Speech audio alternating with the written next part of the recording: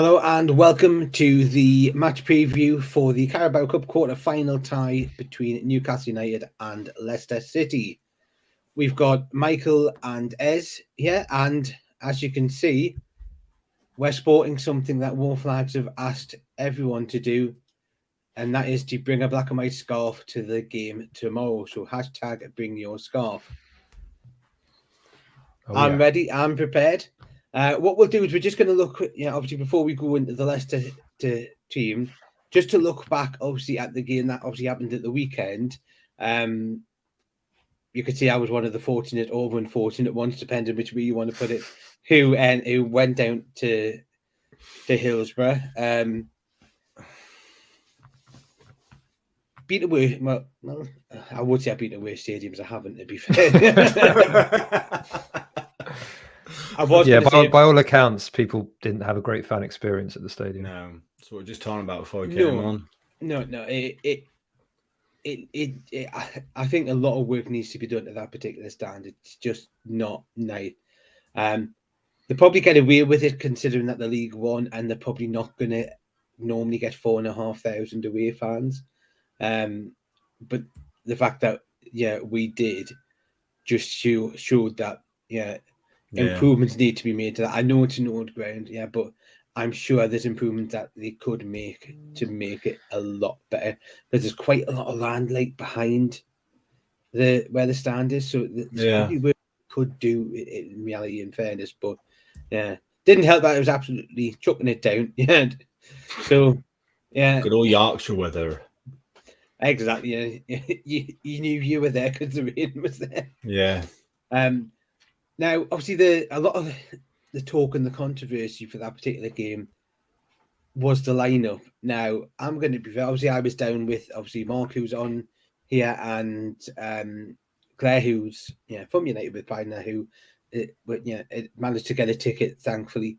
So I said, look, we'll get in the goal, we'll come down. And now we were sat and we're seeing the lineup, and I'm going to be honest, I actually thought that's good enough. So when you looked at the players, you were going, that's good enough to do that.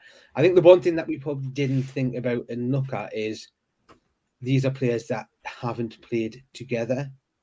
So they don't know each other. They don't have that sort of like what you see like with the established first team. You see that chemistry. You see the togetherness. You see the fact that they know how they're going to play. That wasn't there because of the number of changes. I think there was 7 changes made. Because it was only, I believe, Botman, Joel Linton, I think it was 8, wasn't it? Longstaff, who managed to keep their spaces. Now, it is frustrating because I actually thought Sheffield Wednesday again, similar to the Arsenal game. Sheffield Wednesday seemed to start well, and we didn't. But I thought towards when we got into the half, we looked as if we were getting a grips with the game. Yeah. I think the problem that we had was the lack of quality in the final third at that particular point. I just think it was, lacking. Whether or not Isak was off the pace a little bit or just that little bit rusty, I think you could probably see that. There was also points where I think he was wanting too much time on the ball, which you're never going to get either in a cup tie or in the Premier League, to be fair. But it's one of those things that we just needed to look at. Now, obviously, like Mambi, you just said, great, get Eddie decision to rest players with how thin this squad is in depth and the pressure of wanting to continue the Premier League. I totally agree. Towards once the result had gone, I'm sort of over the initial disappointment, and I'm looking at it and I'm going, do we have a squad that can fight on all 3 cups? No, I don't think we do. Yeah, is the better opportunity in terms of winning a cup in the Carabao Cup? Yes. Now, the Carabao Cup final is the 26th of February or around that weekend. So once that's done, you've then got March, April and May to focus on, hopefully, staying where we are in the top 4. So at the moment, it's what you look at, though. Yes, it was a poor performance, But this was a Newcastle United side that, unlike previous seasons, go out in the third round and is still fighting relegation battles. This is a Newcastle United side that, yes, went out. Probably a little bit unlucky, because I actually think we probably did have more of the chances, and if we'd finished them, we probably could have got a result. But this is a Newcastle United side that are in the quarter-finals of the Carabao Cup with a great chance to make it into the semi-finals, and are third in the Premier League with the best defence. Now, it didn't look like that, but yeah. Now, I'm going to say, people say, no, Botman's run's gone. It hasn't. He's still unbeaten in the league. That's the important run he's going to have. I do think defensively we will act for the 2 goals. I actually think Dubravka has to take a little bit of the blame as well, because after watching that game, I understand exactly why we needed Nick Pope. Yeah, that first one was soft, wasn't it? I think he's good enough. He's sort of like, he's too afraid to come out, even in his box. He's too afraid to come out and try and do those things, and that's where I think it's sort of like, let's say Botman's used to like Nick Pope coming out.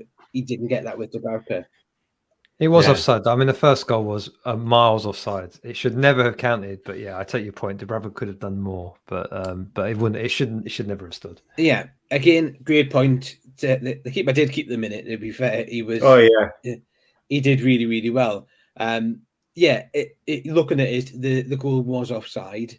The second goal was just ridiculous defending. The Bruno goal, everyone's saying he was offside. From what my understanding is with that one, he wasn't interfering when the ball came in and the keeper saved it. So then when it went past, so once the keeper saved it and he put it in the back of the net, he's not offside anymore. Because the Sheffield Wednesday players touched it. So for me, you look at that. Now I'm going to say that the offside one for Sheffield Wednesday takes nothing away, because the fact is I actually think they probably deserved the result overall. I'm not going to really go back to the Chris Wood chance, because it was appalling. But I do think some of the criticism that he was getting was a little bit over the top. How many times though? How many times? No, I understand Chris Wood that missed a chance like that in the last year. But it's happened quite a few times. I know, but you could tell that he knew straight away that he did. That's the only thing I was. Yeah. As soon as he hit that, he was like, "Oh no!" Like he knew that. That doesn't make it any better, does it? No. I know, but what I'm saying is, he didn't go, "Oh, look, a bobble." He just went, "Oh." Put it this way: I'll get me caught. Would Callum Wilson be getting the same level of abuse if he'd missed that chance? No. Yeah, no, but because Wilson is consistent. He's consistent. But he would have missed it would miles away. Same as the. I mean, I thought the Murphy one, when he went to chip, and I thought, you do not have this in your locker. Don't do get this. Me started on. Yeah, go around him, make the keeper make the keeper go for you. And then who knows? Yeah. And also, then you've just got an open goal to stroke. Exactly. It was the first I thought one. You do not have was this shocking. in your locker, Jacob. Don't do it. But the only thing which I will give him praise for is he'd realised it was going wide, and he actually managed to keep the ball in. And yeah, so like I said, there was quite a lot of players that didn't. I actually, if we're going to go with the players that praised, I thought Matt Ritchie did really well. I did as well. He put himself about a bit. So I loved that. Someone did mention the comment of, are we too afraid to score whilst Matt Ritchie's on the pitch because he'll slap the head? which could have been the point on there. Yeah. I actually liked Elliot Anderson. I thought he was decent. I thought he struggled, Mark. I thought he really struggled. He never looked into it to me. Well, no, I think he started in the middle, but then got moved more to the wing. And I think at that point, that's when he looked better. Now I'm going to say this is where I think TV is different to in real life, because a lot of people who probably watching on TV were going, "Oh, man, Crew had a good game." I totally disagree with that. From watching him on there, I just thought he was poor. He was not really good that defensively. He played okay. I mean, he wasn't like, God, he just played himself into this team, hasn't he? Whether or not it's probably because I'm used to watching Kieran Trippier, so my standards are a little bit too high. What's it say about Jamal Lewis though? That Howe took Lewis off to put Manquillo on the left, and not just leave Lewis there. Like that tells you everything you need to know when Trippier came on the pitch. But I also think the problem with Lewis is, was he really getting the help? Like what Joe Linton does with Dan Burn? No, he wasn't. It's Sheffield Wednesday. I mean, come on, it's a League One team. How much help do you need? The one thing which I would say, and this is something which I would love to give as feedback to Jamal Lewis, is there was a point in the first half of the game where he actually did the overlap, got the ball, and put a decent ball into the box. Yeah, and I was going, that's what you should be doing. So at times he did look good, but also at times I think he was now. To be fair, he did have the Sellers in the middle, and I thought the Sellers had a really, really poor game defensively. He got skinned a couple of times. And he can't pass forward. Yeah, it's just an impossibility for him. It's frustrating for me, because you look at it and you're going. One thing which I will say, Bruno is just unreal in terms of that game. I think he changed that on there. And the fact that he actually, as soon as we scored the goal, he came straight over and it was the away fans, and he was like, his reaction was he was like, come trying on, to cheer up, and you were like, go on, I don't think a lot of people liked Martin Dubravka sort of like kissing the badge or like tapping the badge and that. And think, I don't like badge kissing anyway, but well, at one point I did say, "How Martin, can you go back to Manchester United, please?" Yeah. So there was that on there. I had a feeling that Isak was only going to play 45 minutes. But I think that wasn't a surprise, was it? Yeah, I was like, I think that was the plan all along, and that's it. And I even said that before the kickoff and that. So it's not something that I'm that there. I actually think he'll make the bench tomorrow, which obviously we're going to look at, because that's the game that we're going to go from the disappointment of one cup tie to hopefully the optimism of another cup tie. Now, obviously, if we're looking at it, and I'm just going to try and get the information up, because there was quite a lot of Leicester players, and I don't want to get. I think it's fair. I think it's fair to say that Leicester are taking the squad they took to Gillingham, aren't they? Yeah, it's a pretty depleted squad. Yeah. From looking at this, no one new coming back who wasn't there on Saturday, as far as I can see. Looking at the Leicester chat online. Yeah, so from looking at this, James Maddison, Kiernan Dewsbury-Hall, Johnny Evans, Boubakary Samara, Ricardo Pereira, James Justin, Dennis Pratt, and Ryan Burton have all been ruled out.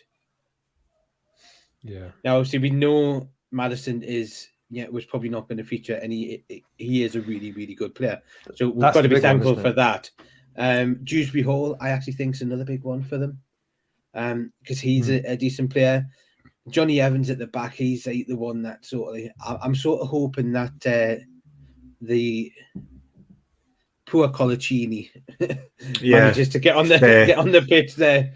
Now you look at that, and because it was true when they said the squad that travelled to Gillingham. Now, if we'll actually look at the Gillingham team, he had Daniel Everson in goal, Lewis Bunt, Yannick Vestergaard, Solanchu, and Casey McAteer in his back line. He then had the midfielders as Mark Albrighton, Nampalys Mendy, Yuri Tillemans, and Jose Perez, with Iheanacho and Vardy up front.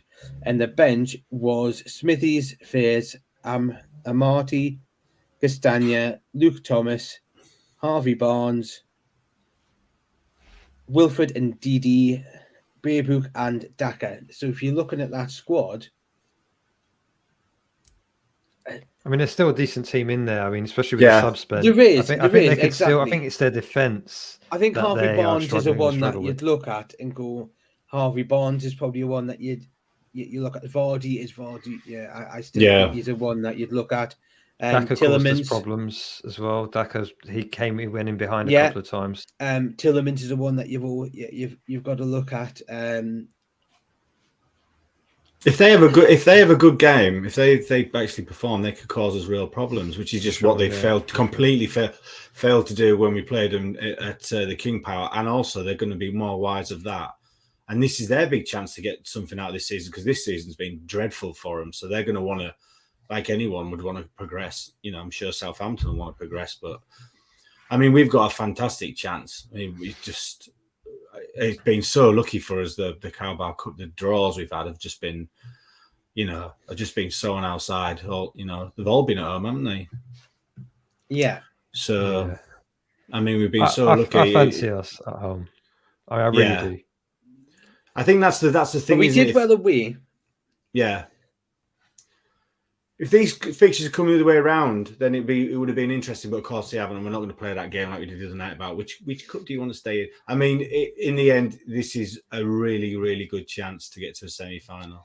And then who knows? We know from the chats that we've had in our WhatsApp group that Ez wanted to focus on the Carabao Cup, but he wanted the a weakened team against Sheffield Wednesday, so he got his wish. So he got what he wished. Look, when you said earlier that I looked at that team and I thought, that's good. And any time you look at a team and you say, that's good, we're going to lose, right? Because it's like, well, it's not really good enough, is it? Because we don't know how any of them are going to play, really. Yeah. But Leicester game, I think we actually I'd make one change for the Leicester game from our normal lineup, which is I would rest Sean Longstaff for a few reasons, mainly because he actually played the other day again. So I'd actually rest him and bring in St. Maximin. He did come off quite early from that game, though. So I think Longstaff was one of the ones that took off early. I think he came off for Willock. Yeah, I know, but I'd still rather see St. Maximin at home to attack this Leicester team. Yeah, I don't think we need to double up on. I think we should just go for it. We're the home team. I don't think Eddie Howe will do it though. Moving on to Maximin, who you met, he has trained today and looks like he will be involved against Leicester tomorrow. Yeah, I would say similar because he's just coming back from an illness or not feeling too well. I do think that he'll probably go from the bench now. Yeah, I can't see him starting. I'm going to look at this, and this is what we've done as the predicted lineup. Now, this is practically the same lineup that we did away, except Wilson's in for Wood. And I just think that I just think it's the way that he probably will set up. Yeah, Trippier will come in, back to his rightful place. You will see Shaw and Botman play. Obviously, this was a stat which just come in there because everyone was focusing on Botman. But the two defeats that we have had was when Fabian Shaw hasn't played. Nice. Because Fabian Shaw didn't play against Liverpool and he didn't play against Sheffield Wednesday. That says a lot about how we do still need to strengthen our defence. I really do believe if Shea gets injured long term, only Lascelles can play on the right side of those centre back spots, right? No, I actually think Botman could move over and Dan Burn could go into the left, because it has been done. So I do think that there is an option there. Obviously, hopefully, if Emil Kraft comes back sooner than we expected. I don't think there's any sign of him anywhere, is there, by the sounds of it? So, no, he did actually post a video today of him in the training ground doing some running on the treadmill. I think, so yeah, I agree with Blackman, but he says I can see Isaac being a sub. Yeah, he will be. He will be on as a sub on there. I just think we'll probably go with like the lineup that everyone expects, which is Joe Linton, Wilson, and Mickey as your front line. The normal midfielder Bruno. Yeah, I think Longstaff could be one of those ones where he might go on. I think you need Longstaff because he does the dirty work. Yeah, which like goes under the radar. Yeah, but people just notice it when he makes like the mistake. But other players will probably make mistakes. I know where he's coming from because he is, as long as he's got such good players around him, he sort of like papers over his cracks of maybe like what he's not very good at. So, but I do understand what Ez means. I mean, we just want us to go for it, don't we? We just this is it. But we do have 5 subs that we can make. Yeah. Now, this is again similar to what was said. When I think at that point, we 3-0 up against Leicester. Yeah. And everyone, the first thought was, we can get ESM on there because they're tiring. Yeah. A similar thing. So that's what I think ESM's best at, is coming off the bench and having that impact, because you can bring that flair and that impotence and the pace and that which you're going to get. Because the fact is, the Leicester back line probably will tire and they probably will get Yeah. in there. So when was the last time that happened though? Because I feel like anytime he comes off the bench, he doesn't ever get into the rhythm of the game, kind of. But when he starts, he seems to grow into the game. He never quite has that opportunity when he comes off the bench. So I haven't really seen him come off the bench and really play well. We don't know. Game. We don't know. Like I said, Eddie might bring a surprise, because he seems to he did that for the Leicester game. Yeah, he was when everyone's going, oh, who's going to play, and then bam. So yeah, there could be things on there. I just think he'll probably want to play Joe Linton because he gives that defensiveness and see how the game goes on.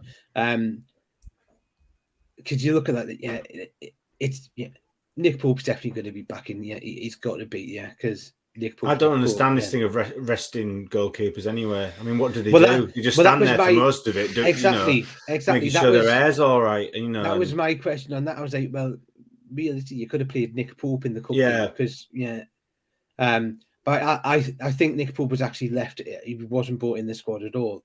So I think probably what he's doing. I think Fabian Shaw, Callum Wilson, and Nick Pope are all like given the rest of they weren't even brought in the squad. Yeah, they weren't in the squad, were they? Which might be where basically Eddie just didn't look, have the day off. Have this game off. Have a rest. Because we want you to be back important and doing that. Now, obviously, you've got to look at that and think. Callum Wilson's in his 30s now, so is Nick Pope, so is Fabian Schär. Botman's 22, he's probably got that youthfulness in a way where he can do those games. So I think that's what it looked at. You need someone like Trippier on as well. Well, I mean, we look at when Bruno and Trips came on. I mean, Trips corner that Bruno knocked in. I mean, exactly. It was literally the bloody first thing they did. It was like, oh well, But I mean, the best thing is that you could tell. I mean, as irate as Eddie however gets, he was not pleased on Saturday night in the interviews. He was not. He was like, no. And that's going to be the best thing that's going to happen to us. I think he was frustrated that he definitely was. He picked those players and went, this is your chance to prove. Oh, yeah, that's what we were all saying on our WhatsApp group. This was their chance to shine, and they didn't. None of them went, oh, I'm taking this, apart from maybe Matt Ritchie. But plaudits to Sheffield Wednesday and Darren Moore, because I actually think they actually played some. They did play really well. That second goal theirs was great. I mean, for all our frailties, he still took it well. So, yeah, they definitely deserved it. I'm not going to be one of those who's like, we should just be bulldozing these teams. They definitely deserved it.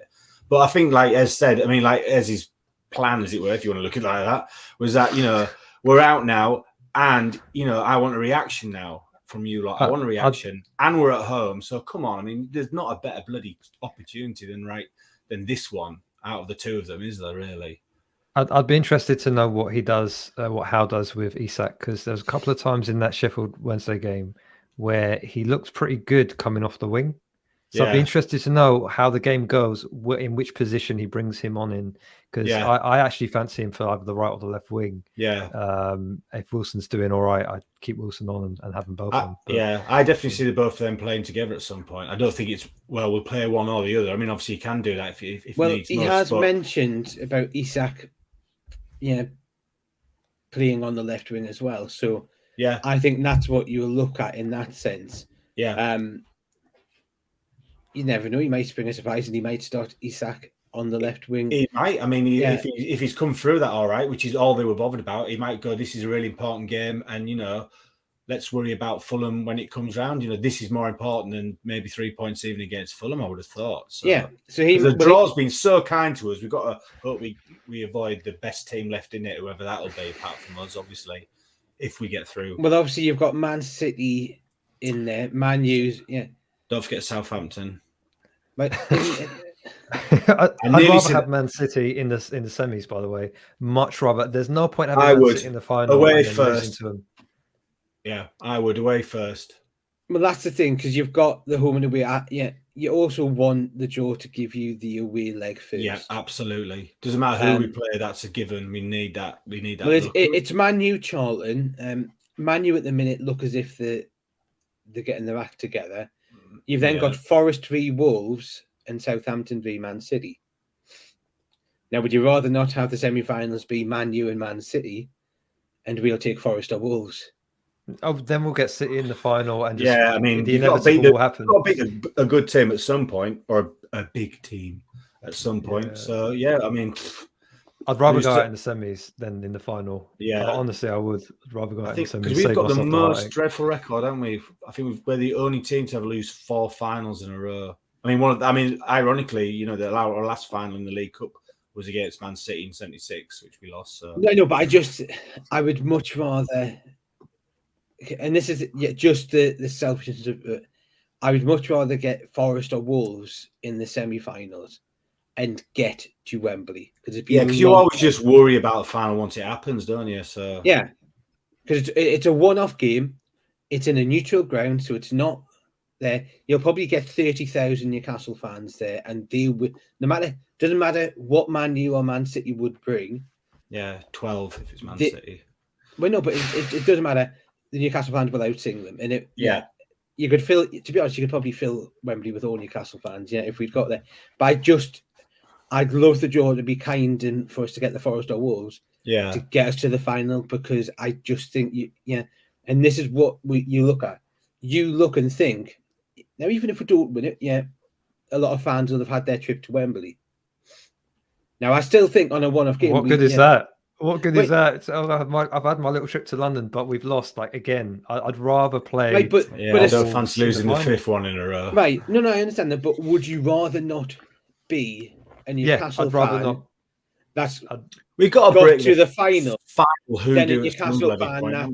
We've got to be able to do a Wigan or a Coventry, or just Well, exactly. Now I actually back us in a one-off game against the big teams at Wembley. I think it's something that we probably could would do. But I just love the chance. And I said, you imagine when Eddie Howe taking over, just saying, right, next year you will be in the final of the Carabao Cup and you'll be sitting in the top 4 of the Premier League. You would have said, I don't know what you're smoking, mate, but it's well, that's what we were saying the other night, wasn't it? If we could show ourselves this video a year ago and we were debating about, would we like to get to a final? We'd be like going, are you lot just off your heads, or what you're talking about a final in 3rd place for? And it's just, exactly. But like I said, ridiculous. Whoever we get in there, it will suit us getting the away leg first. Yeah, absolutely. Because if it's finally poised at that away leg, you would back Newcastle at home. Yeah. Oh, and God. A packed out St James's Park. I mean, it's just worth it just for that, because it'll hopefully with the scarves again, and that it would just be insane in that sense. Like I said, the only thing I get is, like I said, Man City away. It's one of those games. If you go, it had an arm record of the Etihad is horrendous. You're sort of thinking, could it be that they go too far ahead in that away leg? Far ahead. Yeah, but I'd just like to point out we are talking about like we've beat Leicester already. Yeah, I know. I was about to say that as well. No offense to any Leicester fans who are tuning in. We're just very excited. We've had a very good year. We're getting a bit ahead of ourselves, and we apologise.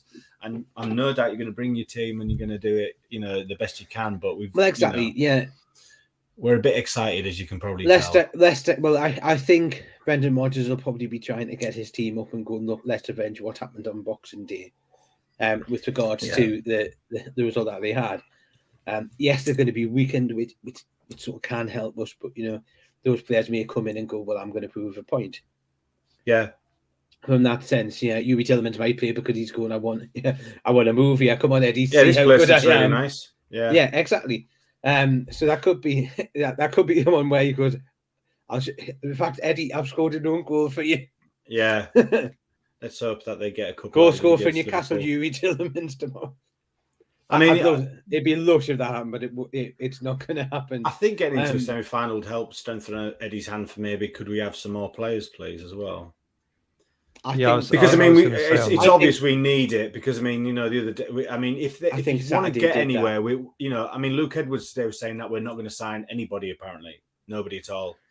Well, the thing is, if we'd beaten Sheffield Wednesday, right, we'd be in 3 cup competitions. I think that would have been more incentive for our owners to say, okay, we really need to help the squad. Now that we're out of one of the cup competitions, I actually think that's more incentive for them to go, well, we've only got 2 cups to concentrate on, and one ends at the end of February. But is it not also a case where they look and go, well, hang on, these are the players behind the first team if we get injuries, these are the people that would come in exactly. those positions. So how much do you want it? Yeah, that's the point, isn't it? How much do you want? Look what'll happen if we drift off, if we lose Bruno or Kieran or Wilson for a while, and then Isak, doesn't hit the ground. I mean, that's the problem, isn't it?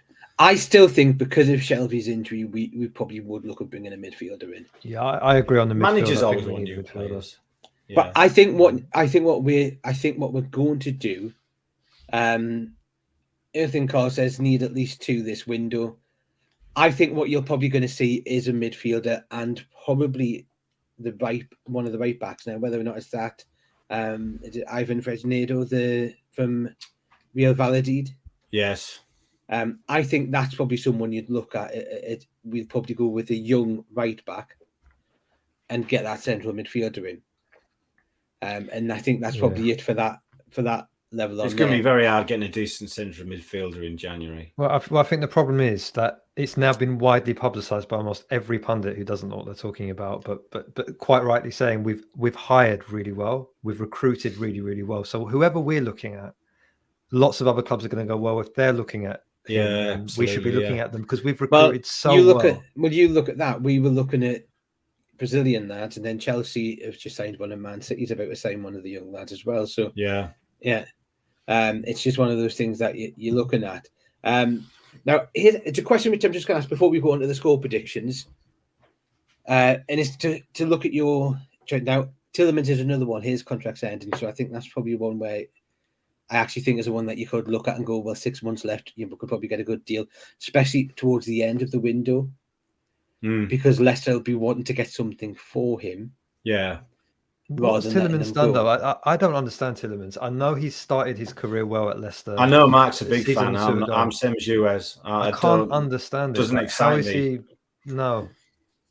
I know he does you, Mark, doesn't he? I know you rate him very highly, but I'm with Ez. I think I don't get it. I think he's an improvement on Shelby. I think he's probably an improvement on Longstaff.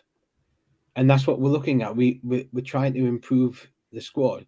And that's what he's going to do. He's going to bring that in there. Now, he's got a cracking goal in his pocket, but I also think he can do well in the midfield. And if we're going to play the 3 in the midfield, we're going to need someone like that. Again, everyone all the punters seem to be backing Maddison as well as someone that Newcastle won. And I do think he probably would be like the perfect signing for us, but I just don't necessarily think will happen this window. I think he's clearly injured, so I can't see it happening now, at all. The question that I've got is, Will Zaha has 6 months left on his contract.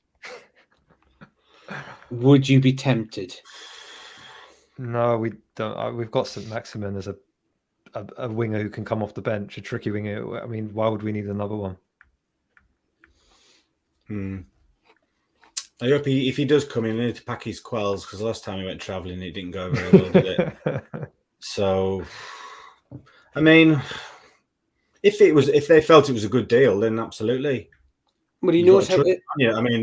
He knows how to score a goal. So he in that sense, I think he's probably better than Maximin because he's got that finishing in there. So he's a better finisher. I actually think, if we're looking at, because I do think we'll probably need another winger. We need them all over the park. Don't we? Exactly. I mean, I know my friend Stu watches this sometimes, and he's a Palace supporter, so I apologise, but he's a very big fish in a very little pond at the moment. So I'm not quite. I don't know. Possibly. I just think he needs to go to a side, and I actually think, when you look at it, I wouldn't. I would say let's do a swap, but I've just remembered that Patrick Vieira was ASM's manager at Nice when he got sold to us. So I don't necessarily think. I don't think he's. They want that reunion, but I just think when you're looking at it, there's probably quite a few players who are probably coming towards the end of the contract, and I think that may be something that Newcastle, because obviously we're looking at FFP, so financial fair play is playing a part of it. It's those sort of players that you might look at. So you might go, well, actually, we might get a good deal on that. Loans as well. I mean, if Manchester United are going to loan that lad from wherever he is, Burnley, is it that Turkish club? I can't remember. And obviously Chelsea have just done like a loan deal for. So maybe that's where Sheffield. we're going to go. Yeah, so maybe that's where we're going to go. Who knows? I mean, yeah, you might look at those options on that point there. Let's finish on predictions. I never do them. I've always said I never do them. So that's where we'll stick on that. I will say I did go into the Sheffield Wednesday game so confident. So I'm not going to make the same mistake this time. Who we're going to start with? We'll start with Michael. 2-2, which is what I'm just going to say forever now because we always win. So I was going to say 2-2. No, all right, and 2-0 to us. What about the penalties then? If it's 2, no, I'll say 2-0 to us. Right, and Ed. I'm going to say it's going to finish full time 1-1, and we will nick a goal in extra time. Oh no, there is no extra time. No, go straight to pens. Oh man. Okay, Chris no, Wood I don't want that steps to up happen. and rectifies Chris was all right at himself. penalties. That's what I was going to say. Chris Wood's got a decent record on penalties. I don't think he's missed one. So I'm going 2-1. See, that's the problem. 2-1. He was too far out for that shot. If he'd been 12 yards out, perfect. Yeah. 2-1. He said if you didn't hear him. 2-1. I think Isak's going to get the winner. What? So Pope's not going to keep a clean sheet? Pope might not play. No, well, it might be Dubravka again. Maybe that's why he's come back. Maybe he can get him assurances. No, because Eddie Howe has indicated he will be playing his strongest possible team. Okay. Eddie Howe tells many lies. Yes, Eddie Howe stretches things to the point of like, am I lying? His wife must love him. Have you forgot my birthday? Have I? But Max is going to love that he said that Isak gets the winner. Max is going to love that. Just as long as he's not wearing that Isak top, because I actually think that was the bad luck charm for us on Saturday, because he said, I'm going to put the Isak top in, but I'm sure on previous games he hasn't worn it. Maybe he should have just taken it off when he came off. So maybe he should have done a shirt swap. So therefore, Max, we lost because of you, is what Max saying there. Pretty much, yeah. If you read between the lines. 100% will be on. Go and spot somebody else. We want to win the league. Support Leicester tomorrow with you. Yeah, support Leicester tomorrow, yeah. Have Vardy on the back of your shirt. Yeah, poor old Vardy. He's 98. Leave him alone. Well, I'm sure the chance will get a good. I did enjoy those Vardy chants. Yes, they were good, weren't they? They were brilliant. They were brilliant. You always get those chances. Yeah, if we're going back to the Sheffield Wednesday game, you had quite a few good chances. The old ones, it says to get when you know that you're at an away game when you get the Colaccini chance coming out. Yeah. I did have to change the Bruno one because we've got Bruno in the middle and was on the bench, so I changed it. We've got Bruno on the bench. Yeah. We've got long stuff in the middle. And then long stuff. No, and then Botman in attack. Lascelles at the back. Yeah. But then I did change it. Goal, didn't he? That was funny. That when he nearly scored that own goal, I was like, oh, Christ. Botman, yeah. I was like, oh, this is not how we envisaged his first goal. To be fair, I didn't realise then it was all going to go south. Shouldn't we? He also wasn't that far off from scoring his first Newcastle goal when he shot in the second half from probably in the middle of the pitch. Yeah, he did okay. We looked at that and went, ooh, and then we're sort of like we're cricked with neck to look at the screen, and we actually went, that's closer than we thought. That so pretty close than Chris Woods was. To be honest, we just want. And on that note, everyone just wanted Botman to score. Yeah, everyone does, especially Ez, because he's going to be skint if he doesn't. Yeah, pretty much every week I put a $5 on it. It's going to happen. All I'm going to do is break even. Stop putting the $5 on. I'll put. I did that for a couple of weeks. Yeah, okay, you do it for me, Michael. I'll please. put a $5 on it for you. Cheers, Botman score. No, and I'll take my fee off. No one put 90%. To be fair, put a $5 on Chris Wood to score you. You get quite might as well just rip a bloody $5 up and shove it down the toilet. I will also say Matt Ritchie was close in the first half, and I actually turned round and I went, I wonder what odds you would have got for Matt Ritchie to be first goal scorer. I don't bet on our Yeah. team anyway, so it's double bubble if you lose, isn't it? So obviously we're going to end this with the fact that both Ez and Michael are confident that we will be in the semi-final. So much so we spoke about the final for about 20 minutes, didn't we? But it's fine. It's fine. Again, sorry, Leicester. Well, yeah. Sorry, not sorry. Adam Pearson's got his hotel booked for it. Yeah. What, for the Wembley final? Has he already? Yeah, he's already booked the hotel room for it. I think we've all decided we're just going to go down even if we don't get a ticket, just to be in London. Because it's just going to be mad. Well, it looks like Adam Pearson's going down whether or not Newcastle's in the final or not. All back to Adams then. Keep on the floor. That'll do me. We'll never go all know that now. Hey? Wembley car trip. I actually wanted to get my scarf and hang it out the back of the window when we're driving down the M1, and that just Yeah, not a good idea. Not if you've got your car. No, but I will say it was a heck of an effort from the Newcastle fans just to end this. I just want to go back. 4,500 fans travelling down there whilst there was a real strike on, so there was on TV possibility. And it was on TV. I understand that there was one company that there was probably over 13 buses that one company had done. Wow. So there was loads of buses in that, and you've got to see well done. Because I think the only benefit, which I think quite a few fans liked, is they didn't have to get up as early for the bus for this one, with it being a later kickoff, so they were fine. Yeah, it's a praise that I'm going to give to the fans as well, and I want that to carry on tomorrow because when we make the noise, it makes a difference. All that for sure. Exactly. Go on, get your scarf twirling there. Come on. But thank you everyone for watching. Fingers crossed for tomorrow, and we'll see you hopefully on Friday for the look ahead. Thank you. Cheers, everyone. Night all.